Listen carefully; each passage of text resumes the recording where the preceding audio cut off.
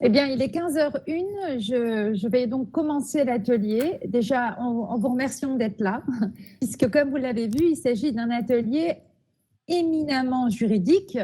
L'idée, c'est d'aborder finalement tout le versant juridique de la pratique de la télésanté. Et on a trouvé ça peut-être pertinent parce que, en tout cas, de se poser cette question-là dans la mesure où on est face à des pratiques nouvelles.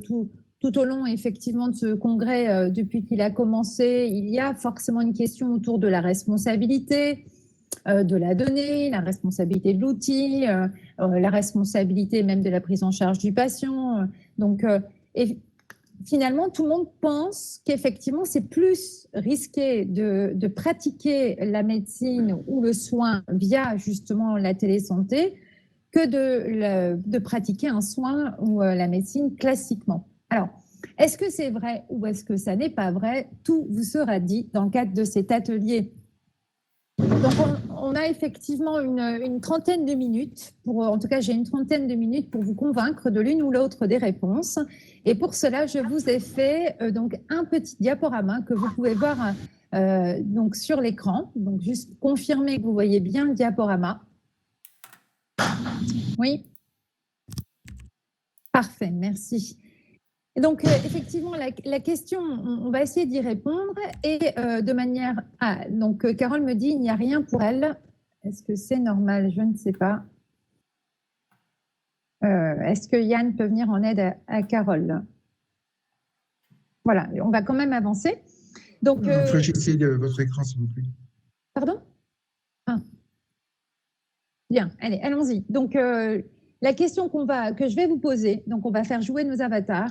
D'après vous, est-ce que lorsque je pratique la télésanté, donc vous comprenez dans la notion de télésanté à la fois la notion de télémédecine et la notion de télésoins, comme d'ailleurs le dernier atelier a souligné, donc il y a bien une distinction à faire entre les deux, je reviendrai dessus si vous souhaitez dans quelques instants. Selon vous, y a-t-il plus de risques de voir sa responsabilité juridique être engagée quand on pratique la télémédecine ou le télésoin que dans le cadre d'une pratique classique? Donc, pour les oui, je vous propose, donc c'est-à-dire oui, je pense qu'il y a plus de risques, je vous propose de faire danser vos avatars ou non, et dans ce cas-là, vous restez assis. Voyons un peu.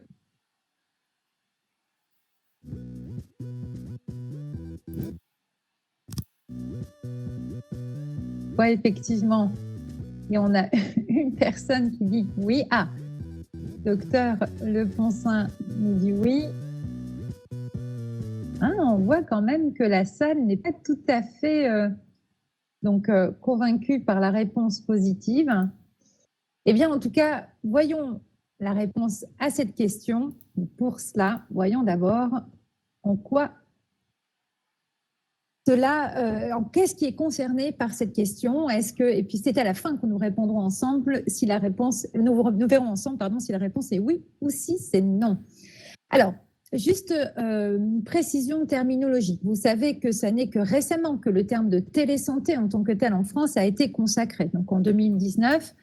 Pourquoi? Parce que la télésanté désormais comprend deux formes de pratiques à distance. La télémédecine qu'on connaît bien, qui est donc rentrée dans notre cadre réglementaire depuis décembre 2010, avec le décret effectivement de décembre 2010. Et puis récemment, donc le télésoin, qui lui pour le moment n'a qu'une base légale, c'est-à-dire qu'on n'a qu'une loi qui définit le télésoin. Nous n'avons pas encore, mais c'est en cours de rédaction, de décret, à l'instar du décret de 2010 pour la télémédecine. Il n'y a pas de décret pour le moment pour le télésoin. Alors, ça veut dire quoi concrètement? Ça veut dire qu'on a aujourd'hui beaucoup plus de précision sur les obligations qui sont attendues pour les porteurs et les acteurs de projets de télémédecine que pour les porteurs ou les acteurs de projets de télésoins.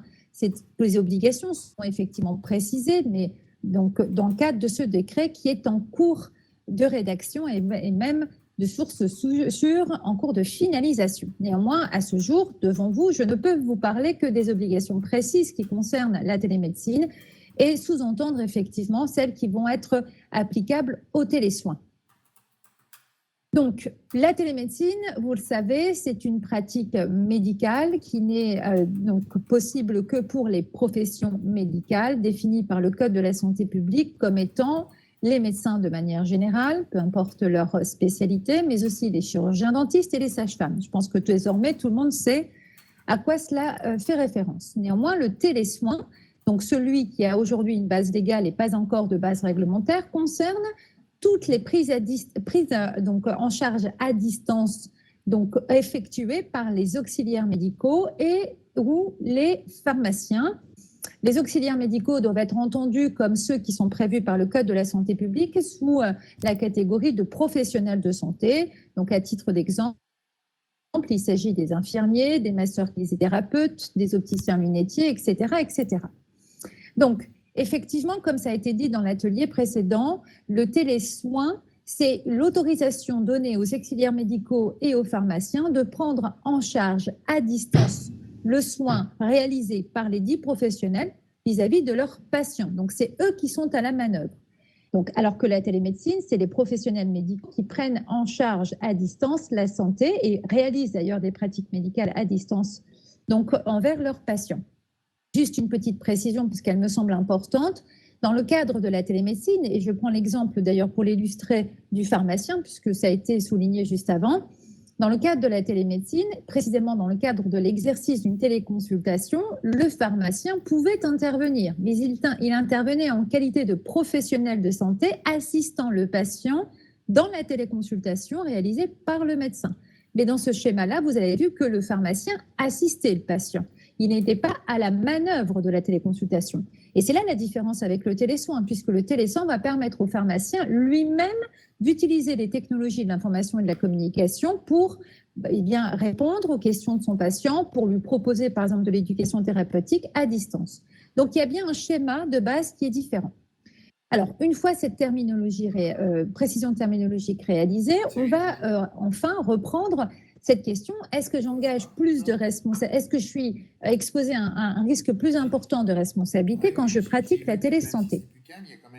Pour répondre à cela, on va juste se rappeler que le décret de 2010 ne prévoit pas vraiment ne prévoit pas de règles particulières, ni même la loi de 2019 pour le télésoin concernant la responsabilité. Néanmoins, ces textes prévoient des obligations particulières qui sont effectivement consécutives au fait qu'il y a l'utilisation des technologies de l'information et de la communication dans cette prise en charge à distance, et qu'à ce titre, il nous faut respecter un certain nombre d'impératifs.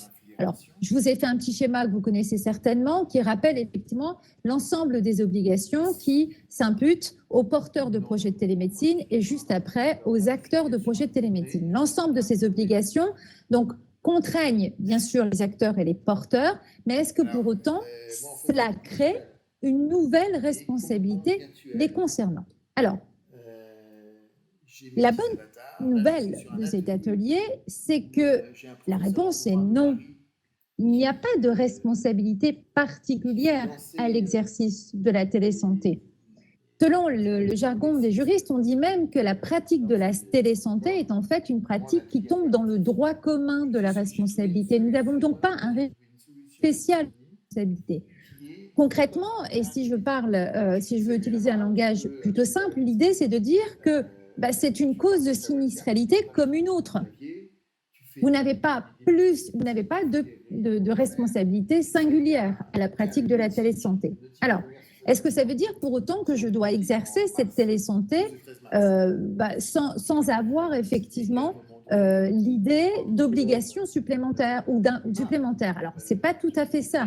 Que vous l'avez compris juste avant, quand on se réfère à la télémédecine et au décret de 2010, eh bien, on voit bien que quand je pratique la télémédecine, je suis en charge de plusieurs obligations, dont celle notamment d'assurer une qualité de prise en charge, d'assurer la sécurité aussi de ma prise en charge. Quand je parle de sécurité, j'envisage aussi bien la sécurité de l'outil que j'utilise, de la sécurité de la circulation de la donnée que je vais générer par cette prise en charge à distance. Donc, on a effectivement plus d'obligations, mais pour autant, quand je suis défaillant dans l'exécution de ses obligations, j'encours exactement la même responsabilité que celle que j'encours quand je prends en charge mon patient classiquement. Classiquement. Alors, vous allez me dire, oui, très bien, alors concrètement, concrètement, ça se traduit comme ça. Ça se traduit sur le fait que, comme c'est le droit commun qui s'applique, quand vous commettez une faute de prise en charge, quand vous pratiquez la télémédecine ou le télésoin, eh bien, ce qu'on va vous demander, nous juristes, eh bien, en tout cas, c'est de dire, pour pouvoir engager votre responsabilité, il faut démontrer que vous avez commis une faute. C'est ça qu'on appelle le droit commun de la responsabilité. Pour engager la responsabilité d'un professionnel de santé ou un professionnel médical qui pratique la télésanté, il faudra démontrer à son encontre la réalisation d'une faute. Alors, qu'est-ce qu'on entend par faute? Eh bien, ça, vous le savez déjà, en tant que professionnel de santé, vous êtes exposé à plusieurs types de responsabilités. Autrement dit, pour une seule prise en charge, donc pour un seul patient, potentiellement, même si vous avez commis qu'une seule faute, cette faute peut avoir plusieurs qualifications et engendrer plusieurs types de responsabilités. Lesquelles? Eh bien, c'est la responsabilité civile, c'est la responsabilité pénale, c'est la responsabilité ordinale, c'est la responsabilité disciplinaire, et c'est ce qu'on va voir dans quelques instants. Alors, commençons par justement voir à quoi servent ces différents types de responsabilités. Comment effectivement peut-on justifier qu'un seul fait pour un professionnel de santé ou un professionnel médical engendre plusieurs types de responsabilités? Comme vous pouvez le voir dans la slide, en fait, ces responsabilités répondent à des objectifs différents.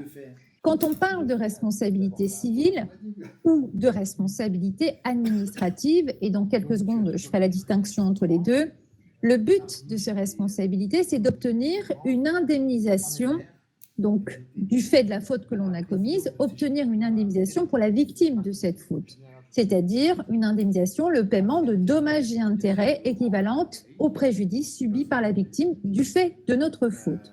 Alors, la responsabilité civile se distingue de la responsabilité administrative selon le statut du praticien qui a commis cette faute. En effet, si c'est un praticien hospitalier, si c'est un agent public hospitalier, si c'est un fonctionnaire, effectivement, donc public hospitalier, alors cette responsabilité indemnisatrice sera qualifiée de responsabilité administrative.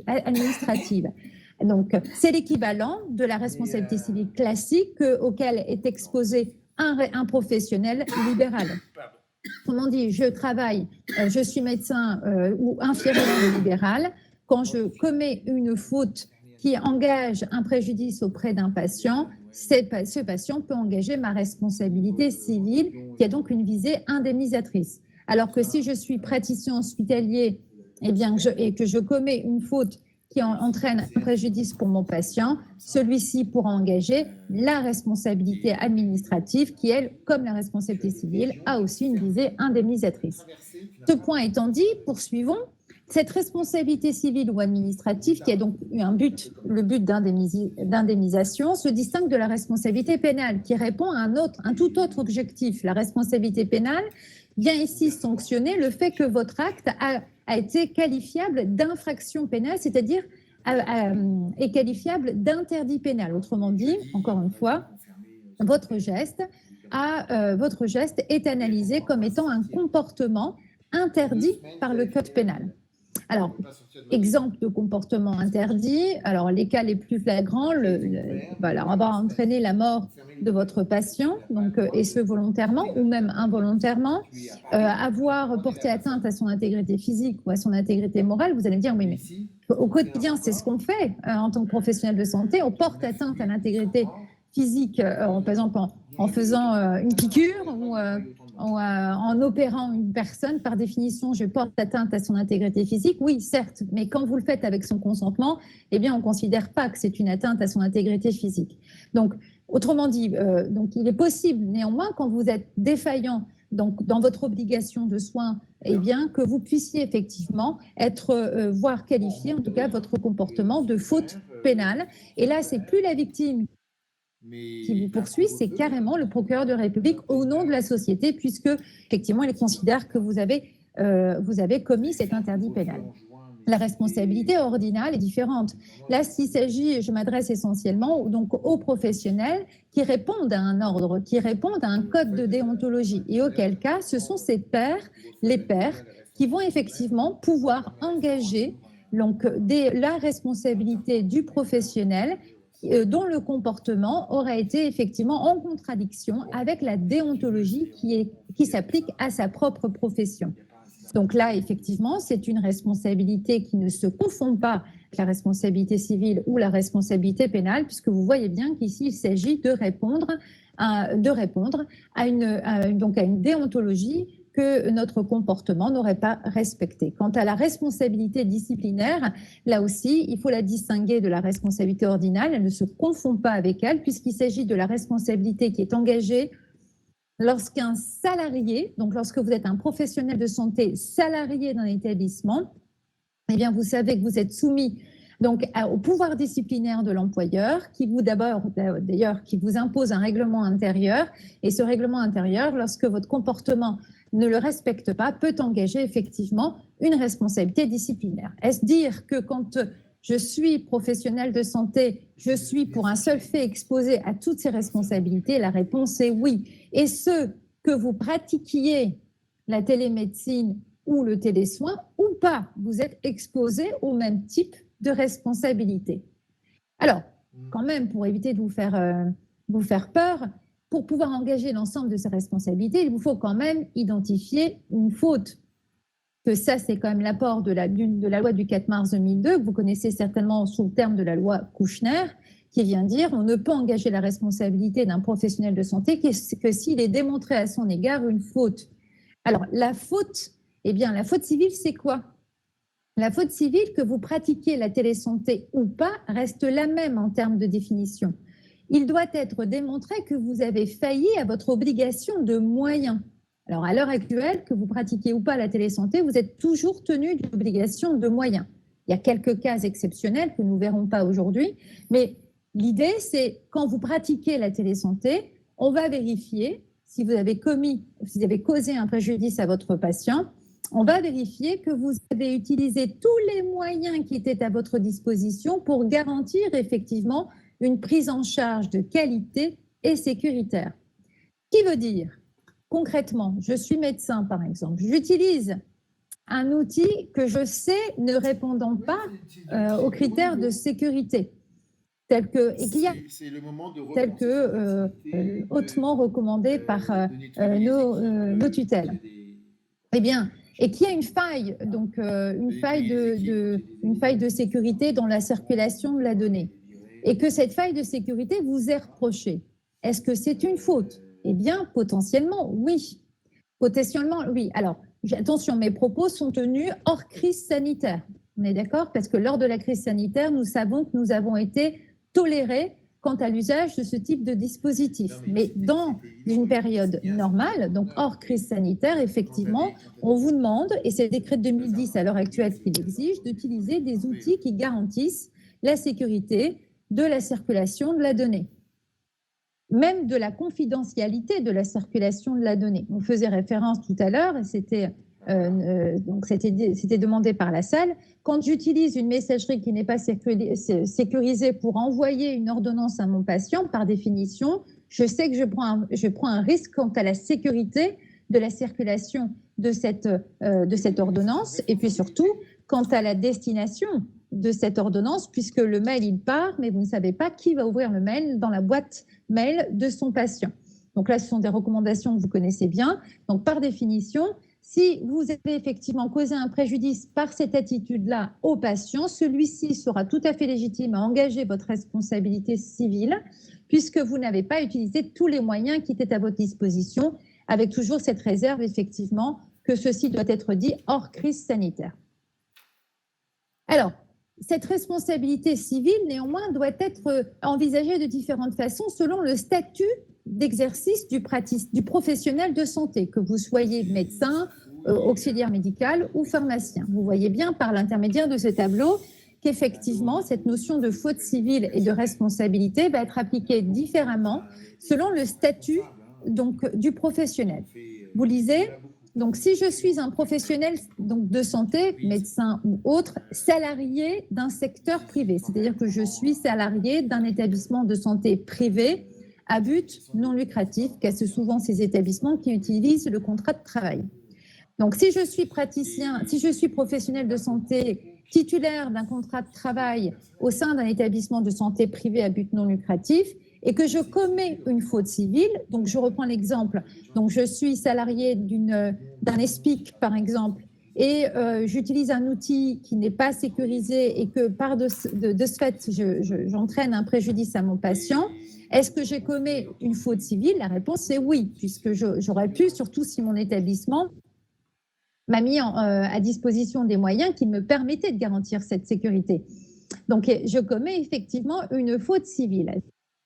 Néanmoins, comme je suis salarié privé, cette faute civile va être, et ça c'est de la technique juridique, absorbée par mon employeur. Effectivement, l'employeur répond des fautes qui sont commises par ses salariés, sauf s'il s'agit de ce que l'on qualifie d'un abus de fonction, c'est-à-dire que lorsque le salarié, dans l'exercice de ses missions, abuse de ses fonctions pour commettre justement pour commettre un acte qui cause un préjudice, il est possible que l'établissement de santé privé vienne lui dire « je ne te suis pas, je n'absorbe pas ta responsabilité, tu y réponds seul ». Alors techniquement c'est possible, sachez que sur le terrain c'est assez rare quand l'établissement de santé privé ne soutient pas ses professionnels de santé, mais rare ne veut pas dire jamais, donc c'est possible quand même.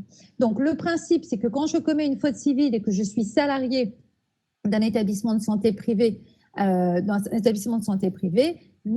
faute va être absorbée par la responsabilité de mon employeur, sauf si on me reproche un abus de fonction. L'hypothèse est la même pour les praticiens hospitaliers ou pour les fonctionnaires, effectivement. Si je commets une faute, donc une défaillance à mon obligation de moyens, celle-ci sera donc assumée par la responsabilité de mon employeur, donc de l'hôpital, sauf, à l'instar de ce que je viens de dire pour le privé, sauf si on me reproche une faute détachable du service, c'est l'équivalent de l'abus de fonction, c'est-à-dire que je commets ce préjudice dans l'exercice de ma mission, mais en ayant abusé de celle-ci, je suis allée au-delà de ce qui m'est autorisé à faire, donc bien sûr, hors contexte exceptionnel qui pourrait être justifiable. En revanche, ces systèmes sont totalement différents ne s'appliquent pas d'ailleurs lorsque je suis un libéral. Quand je suis un libéral, je réponds seul de ma responsabilité civile. Je n'ai pas d'employeur qui peut effectivement le faire à ma place. Donc, je réponds donc seul de ma défaillance à mon obligation de moyens.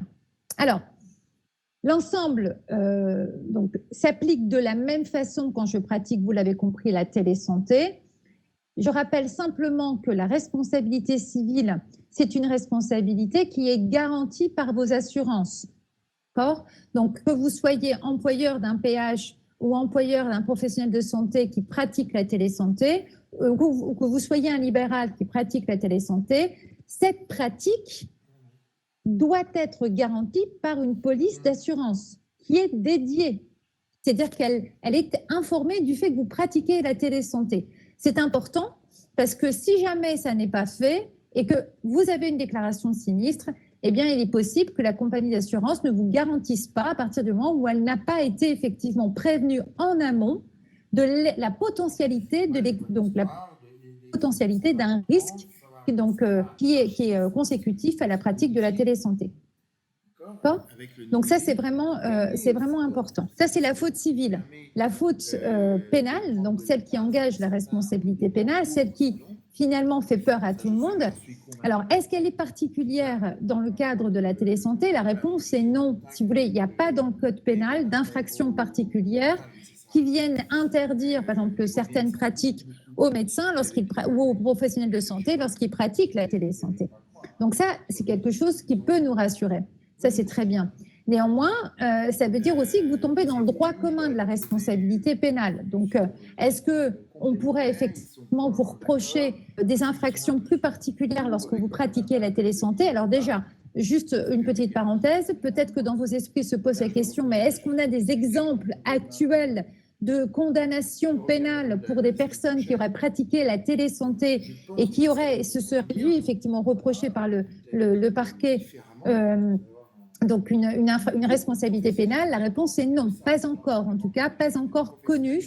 Mais à ce jour, effectivement, on n'en a pas. Il peut y avoir, il y a des situations, effectivement, où on discute, mais on n'a pas encore à ce jour de condamnation donc en responsabilité pénale pour un professionnel qui prenait en charge à distance un patient.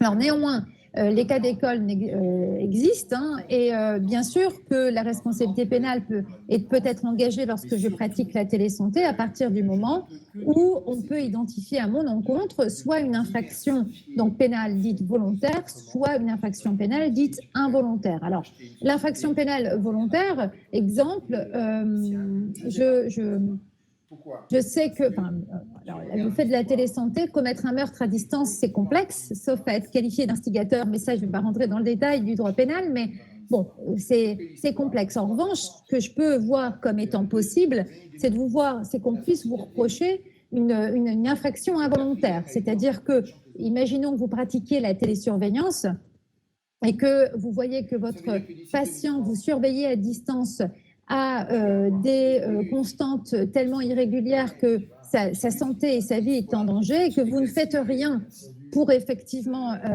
lui venir en aide alors que ça rentre dans vos obligations puisque c'est notamment c'est ce que vous lui avez proposé comme une prise en charge, on pourrait effectivement vous reprocher donc soit un homicide involontaire, bon, là il faudra quand même démontrer d'une part que le patient est bel et bien mort de cela, mais surtout que vous aviez les moyens donc, de pouvoir l'aider et que vous ne l'avez pas fait, ou alors une mise en danger délibérée en lui ayant fait croire qu'il était surveillé, ce patient à distance 24/24, mais qu'en fait, et que du coup, lui, pensant qu'il était surveillé, n'a pas peut-être n'a pas été très, très regardant, très observant, parce qu'il savait que derrière, vous pouviez regarder pour lui.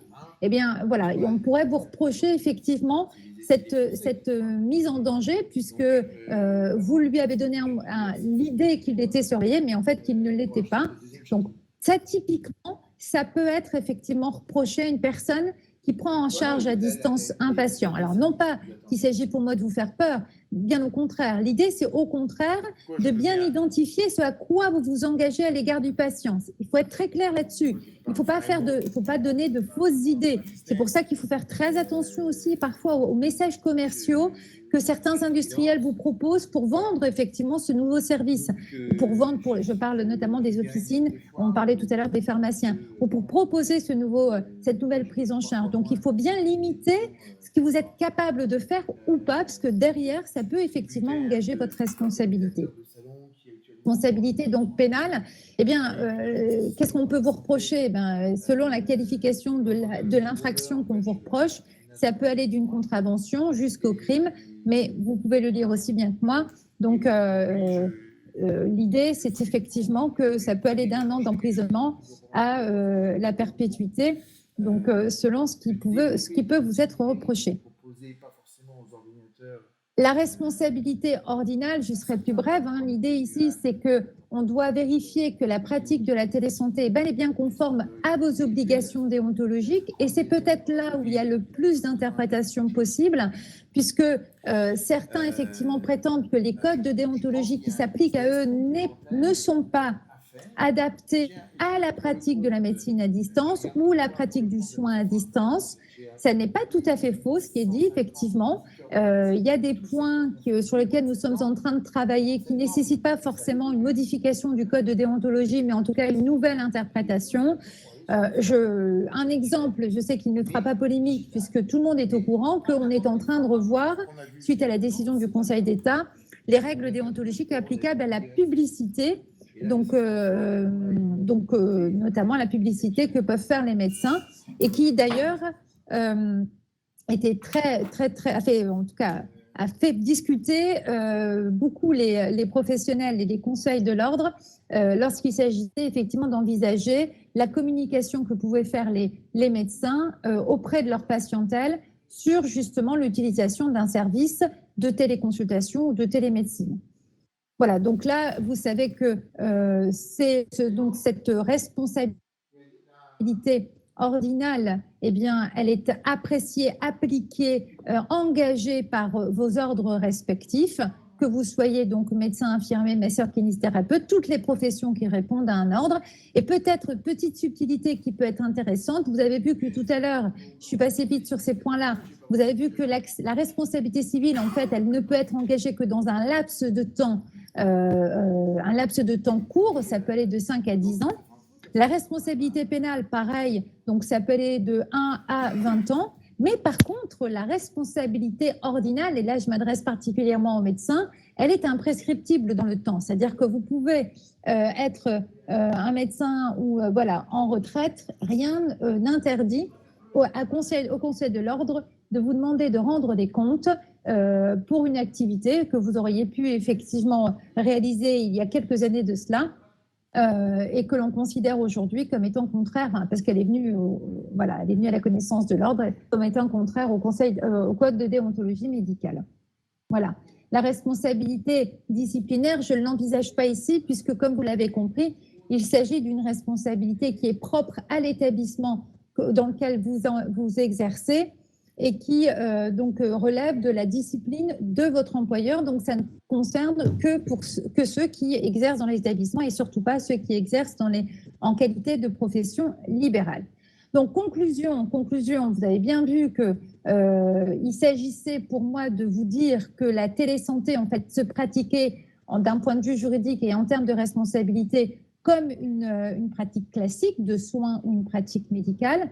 La seule chose, et c'est peut-être effectivement le seul impact sur lequel je me permets d'assister, c'est que comme vous avez pu le voir, en tout cas en ce qui concerne la télémédecine, et nous attendons pour le télésoin, il y a des obligations supplémentaires qui vous sont imposées. Donc, ces obligations rentrent en fait dans l'appréciation de votre obligation de moyens. Donc, ça veut dire que si on vous impose de garantir la sécurité de la prise en charge, et qu'on considère qu'un patient souffre d'un préjudice du fait de cette prise en charge, on va vérifier que toutes les obligations qui s'incombent à vous, aussi bien dans votre pratique médicale ou de soins, mais aussi dans la pratique de la télésanté telle que l'exige le décret de 2010, la loi de 2009 ou la loi de 2019 ou la loi de 2009, eh bien, on va vérifier que ces obligations ont bel et bien été exécutées pour vous dire si oui ou non vous avez été défaillant et si oui ou non vous êtes exposé à une responsabilité quelconque. Donc, finalement, ça ne change rien, mais comme il y a des obligations supplémentaires qui s'imposent à vous, vous êtes quand même plus exposé à un risque. C'est la raison pour laquelle je vous conseille vivement d'être garanti auprès d'une bonne compagnie d'assurance, en tout cas pour la responsabilité civile. Quant à la responsabilité pénale, de toute façon, c'est une fatalité. Chacun y répond à titre individuel. Aucune assurance ne peut garantir une responsabilité pénale. Voilà, donc il nous reste quelques minutes. J'aimerais les consacrer à vos questions si vous en avez. N'hésitez pas à prendre le micro, à faire parler vos avatars ou à utiliser le chat. Et là, je vois qu'il y a Alain qui fait une remarque. Lorsqu'une pratique est dans le droit commun professionnel, les compagnies d'assurance ne peuvent refuser la garantie ou non du fait que le professionnel n'a pas déclaré cette activité. Alors oui, sauf que ça c'est tout à fait vrai. J'ai vu à ce jour aucune compagnie d'assurance refuser une garantie de prise en charge d'une responsabilité qui potentiellement pouvait être engagée du fait d'une pratique de la télémédecine.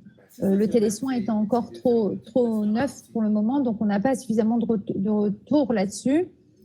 Néanmoins, les compagnies d'assurance le disent bien, à partir du moment où il y a quand même un nouveau risque, même si ça rentre dans la pratique classique, il faut leur en avertir.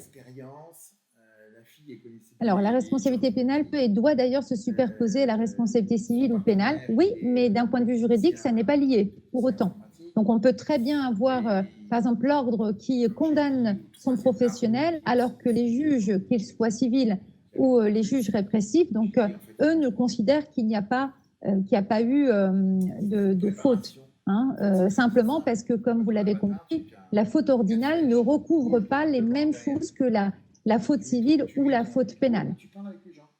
Donc, les juridictions ne sont pas liées. Voilà. Est-ce qu'il y a des questions? Alors, Isabelle, la télémédecine est-elle une obligation de moyens? Alors, si la question, Isabelle, c'est est-ce que la télémédecine pose une obligation de moyens dans la prise en charge, la réponse est oui. Mais est-ce que ça veut dire que est-ce que votre question elle peut être interprétée d'une autre façon? Est-ce que quand je peux mettre en place une pratique de télémédecine mais que je ne la mets pas en place, peut-on me le reprocher? Est-ce que c'est ça votre question, Isabelle? Alors après, il faut un mot de passe oublié. Est-ce qu'on peut me le reprocher? Alors, parfaitement. Est-ce qu'on peut effectivement me reprocher, alors que j'ai les moyens de le faire, de ne pas mettre en place une téléconsultation lorsque je suis médecin généraliste? Non, pas encore. Non, nous ne sommes pas à ce niveau-là. On ne peut pas vous le reprocher puisque vous savez qu'en tant que professionnels, et particulièrement les médecins ou les infirmiers, tous ceux qui sont dotés d'un code de déontologie, vous êtes libres dans la façon d'exercer votre profession, à condition que ça respecte bien sûr les impératifs propres à votre profession. Donc, on ne pourra pas vous le reprocher. Les choses sont différentes lorsque je m'adresse à une ARS, par exemple, une agence régionale de santé qui, elle, a pour mission de garantir l'accès aux soins sur son territoire. Et le fait aussi que ce soin doit être accessible de manière égalitaire et équitable. Eh bien, quand je suis une ARS et que j'ai comme moyen la télémédecine, la télésanté de manière générale, et que j'ai les moyens financiers de pouvoir effectivement la déployer sur le territoire, si demain, et ça c'est tout à fait possible d'un point de vue juridique, un patient venait à décéder parce que justement, il n'a pas pu accéder à un soin qui, en principe, lui est dû parce qu'il manquait de professionnels de santé ou il manquait d'établissement, eh bien, rien n'interdirait aux ayants droit de ce patient d'engager la responsabilité de l'État via celle de l'ARS parce que, justement, ils n'ont pas utilisé un type d'offre de soins, un type qui serait effectivement la télésanté. C'est très clair. Merci beaucoup, Lina. Merci, Isabelle. Docteur Leponcin, donc peut-on remettre en cause la qualité d'un médecin s'il ne fait que de la télémédecine? Non. Non. Pas remettre la qualité de médecin, on ne peut pas remettre en cause la qualité de médecin s'il ne fait que de la télémédecine. À partir du moment où le médecin est inscrit à l'ordre et respecte bien les conditions d'accès à la profession, jusqu'à ce jour, il n'y a pas effectivement de texte qui vient dire que lorsqu'on ne pratique que la télémédecine, eh bien, on devient télémédecin, mais on ne devient pas médecin parce qu'en fait, il n'y a pas de distinction qui est faite d'un point de vue réglementaire entre la qualité de télémédecin et de médecin. Donc, c'est la même chose. Donc, vous pouvez être que télémédecin. Merci. Alors, est-ce qu'il y a d'autres questions éventuellement? Est-ce que ça a été clair, en tout cas? Très clair. Très clair. Oui. Comme toujours. Merci, Jacques. Alors, je savais que vous étiez là, Jacques. J'ai fait attention. Alors, bonjour. Y a-t-il des niveaux de responsabilité différents en fonction de l'équipement en télémédecine? Alors, très bonne question, Stéphanie. Présence de dispositifs médicaux ou pas? Alors, ça, c'est une bonne question parce que, en effet, lorsque on utilise des objets connectés pour prendre en charge à distance le patient, comme vous l'avez entendu, on exigera du professionnel de santé qu'il garantisse, en termes d'obligation de moyens, bien sûr, la qualité et la sécurité de la prise en charge. Quand on fait le choix d'objets connectés qui n'ont pas la certification CE et donc la certification exigée d'un dispositif médical, le professionnel de santé prend alors un risque par rapport à ça. C'est-à-dire qu'il fait confiance à des objets connectés dont la sécurité et la qualité n'est pas garantie par justement cette certification. Alors, quand je dis garantie, ce n'est pas non plus une garantie de résultat. Ce n'est pas une obligation de résultat. Quand j'ai un DM en face de moi, je sais que je peux faire confiance, donc puisqu'il a été effectivement évalué dans sa sécurité et sa qualité, et non pas forcément dans son résultat. Donc, comme je suis professionnel de santé et que j'utilise un DM, si jamais il y a une défaillance de ce DM, je peux toujours me dédouaner en disant « mais j'ai utilisé un dispositif qui a été vendu comme étant capable de sécurité et de qualité. Donc, je suis toujours responsable de ma prise en charge, ça c'est sûr, mais je peux me retourner contre le fabricant de ce DM qui devra répondre de sa responsabilité et de la certification de la qualité et de la sécurité du dit dispositif. Chose que je ne peux pas tout à fait faire quand je me dote uniquement d'objets connectés non DM. Là, effectivement, ma responsabilité sera toujours la même, mais je devrais répondre aussi du fait que j'ai fait un choix qui ne garantissait pas la sécurité et la qualité telle que pourrait le faire un DM. Donc, autrement dit, je suis beaucoup plus exposée. J'utilise un objet qui n'a pas la qualification de DM parce que je prends un risque supplémentaire à l'égard de mon patient, risque que j'assume seul. Ça n'est pas tout à fait le cas dans le cas où je choisis un DM, donc qui est qualifié et qui est vendu comme étant un outil de confiance, en tout cas dans la sécurité et la qualité. J'ai répondu à la question, Stéphanie. Ah, super. Merci beaucoup, Lina. Merci. Je vous en prie. Bien, eh bien, écoutez, est-ce qu'il y a d'autres questions?